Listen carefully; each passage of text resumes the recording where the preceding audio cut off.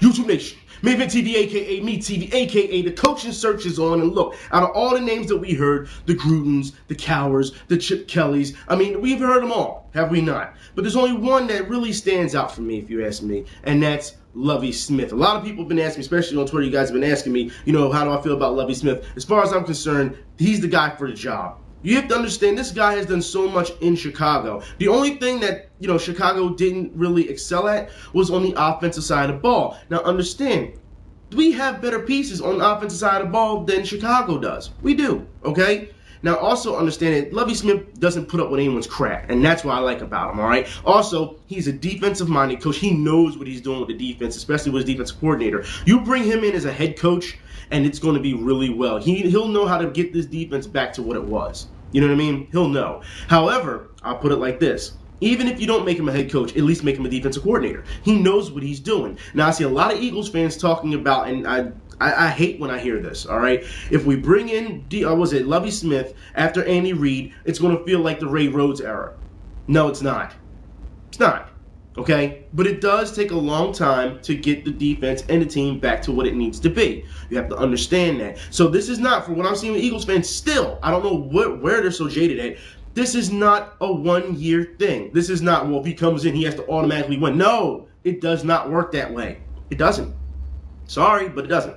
So understand, Lovie Smith, as far as I'm concerned, is the guy. We'll see what happens, what the Eagles do. But media, I got to talk to you for a minute. You got to let this Andy Reid thing go, all right? I don't need to see on Twitter, on Facebook, or on TV, oh, well, you know, and this is the local media I'm talking about, Philadelphia media. I don't need to hear, Andy Reid is going to be on, you know, on the show with us today, or Andy Reid, we're going to show you his press conference, or we're going to give you all these extras of Andy Reid. No one cares. Philadelphia fans have moved on.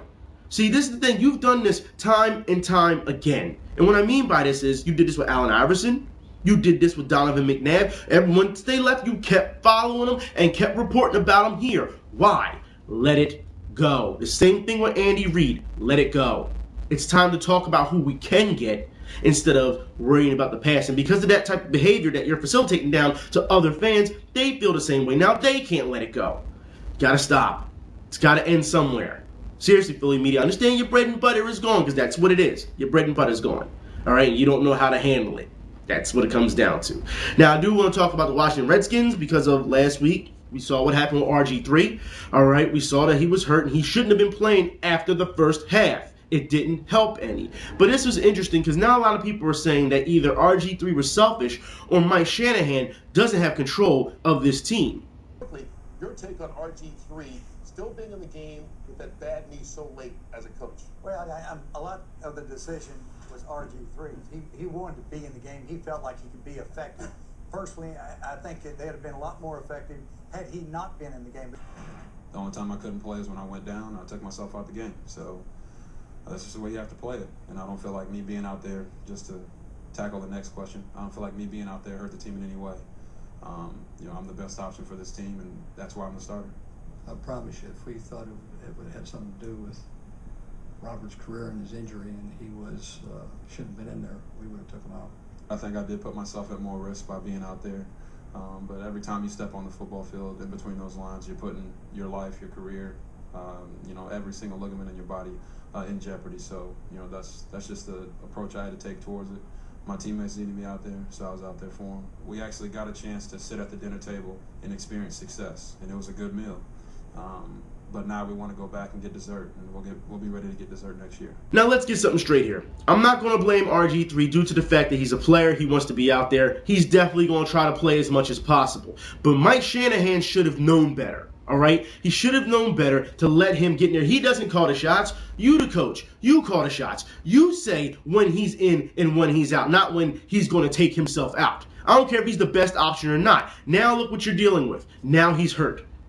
Torn ACL, was it LCL? I thought there was going to be so many problems with this guy. You know what I mean? And he hasn't lasted an entire year. I can only imagine what the next year or the year after is going to be for Redskins fans. Let's get something straight here, all right? Because everyone's throwing it on Mike Shanahan, which I do blame. I do. He's the head coach. He takes the fall, all right? I made that very known throughout any other team that I talk about when it comes to head coaching or when players act up. It's a reflection of their coaching. It is. Now, I will put it like this. Afterwards, we saw the doctor come out, the physician come out and say, well, I really didn't get a chance to evaluate RG3, on the sidelines. Wait a minute. If you didn't, then you're not doing your job, number one. And that Shanahan, there was a miscommunication with Shanahan, and he didn't know how to approach it. Now, let me get this straight here, all right? What do you mean you don't know how to approach it? You can't spot an injury? We were seeing in the quarterback option in the second half, RG3 was limping to the first down.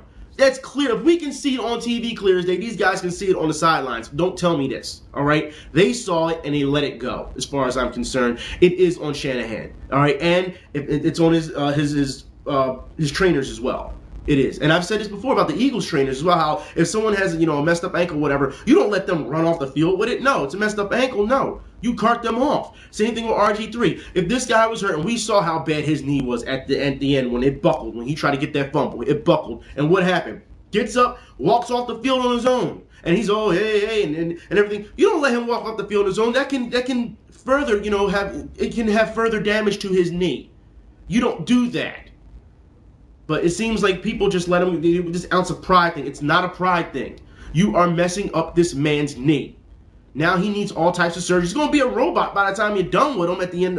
By the time he's finished, to finish the surgery and the heals and everything. It's ridiculous. He's going to be he's going to be out for what, 13, 14 months maybe? That's crazy. If not longer. So, and I'm not trying to hear, but Adrian Peterson did it. That's a freak of nature right there. He's a damn android, all right? I didn't expect Adrian Peterson to come back the way he did either. But you can't expect all your players to come back this way. However, I will say, during this training session with RG3 rehabilitation, you can expect him to be on steroids. You can expect him to get bigger. Why? Because you are allowed to use those type of things to help you get back because they are prescribed. You're allowed to. All right, they're prescribed by a doctor. You're allowed to use them. It's that simple. All right, whatever medication they hop them up on. Now, I do want to move on because I want to talk about NFL playoffs coming up, and I got the schedule right here. First, Ravens and Broncos. I'm going to pick the Ravens, all right, because first off, Peyton Manning has beaten the Ravens, I believe, 9 times. 8 of those 9 times have been in Indianapolis. The Broncos do not have the pieces, and there's no disrespect to the Broncos, but Peyton Manning does not have the pieces to the Broncos, that he would have in Indianapolis. I think the Ravens have something to prove this year, and they really have to play hard, all right? So I'm going to pick the Ravens over the Broncos. Also, we got Texans, Patriots. Look, it's a no-brainer. You pick the Patriots. However, I think it's going to be hilarious to see the Texans play, and I really hope that the Texans really embarrass them because, if for those who don't know, the Boston Globe came out and said that the Texans are trash. Boston Globe, do you understand what you just did? You just gave them so much billboard material. These guys are going to be fired up to play. Now, Texans fans, understand, your team didn't look great last time. They didn't. It was a defensive game against Cincinnati, but also understand. Was it Cincinnati? Did Cincinnati play the Ravens? Texans played it? Okay, look. Anyways, it's just mixed up. But the Texans didn't play a great game. They didn't, all right? And then, as we saw, they started to break away slowly but surely. I'll put it like this. This game could have been put out of reach early in the first half if they weren't kicking field goals. That's how I feel about it, all right? So, anyways, I'm going to move on. I'm going to pick the Patriots, all right? Simple as that, but it's going to be great to watch. I'll be picking the Patriots, but I'll be rooting for the Texans at this point, okay? Now, also, Seahawks and Falcons. I'm going to be generous here. I'm going to pick the Falcons due to the fact that the Falcons haven't been over that first round hump in so long, even when they have a good regular season. So I'm going to be generous, and I'm going to pick the Falcons over the Seahawks. Seahawks played really well against the Redskins last week. Their defense is no joke. It's no joke. All right, so you really have to take them seriously. I think that the Falcons, though, I want to give them a little edge due to the fact that they're rested up. We're going to see what their offense can produce. All right, we're going to see if Matt Ryan, if he can really, if he can really step into this. My computer keeps shutting off that shut off thing if you don't touch it for a while.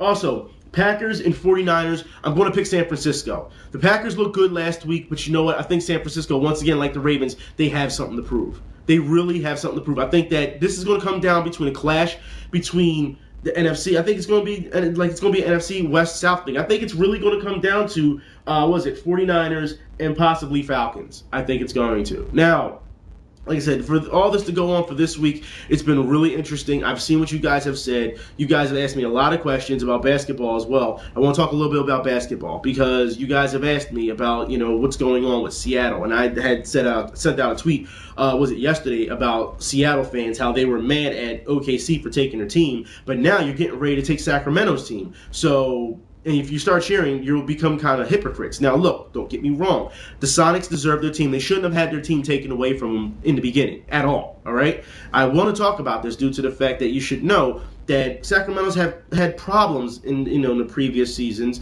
keeping their team.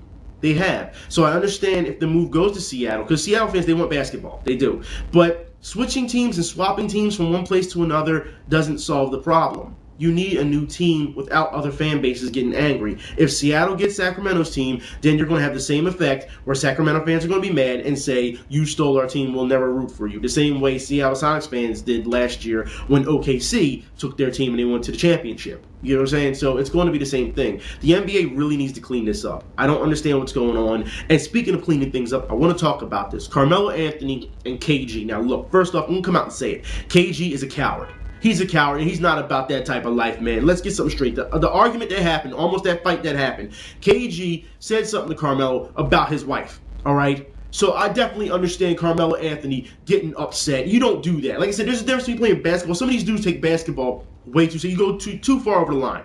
And KG has some type of immunity for some reason, because when KG acts up, he never gets suspended. We saw last season when he choked out, was it Walker, and he wasn't suspended for it. This time, Carmelo Anthony wasn't playing around. He waited for KG at the end of the game, waited for him at the bus, because he wanted to have some words with him, and he got suspended for one game for it. I don't understand this. What is going on? So now we're condemning a man for, for loving his wife, for defending his wife.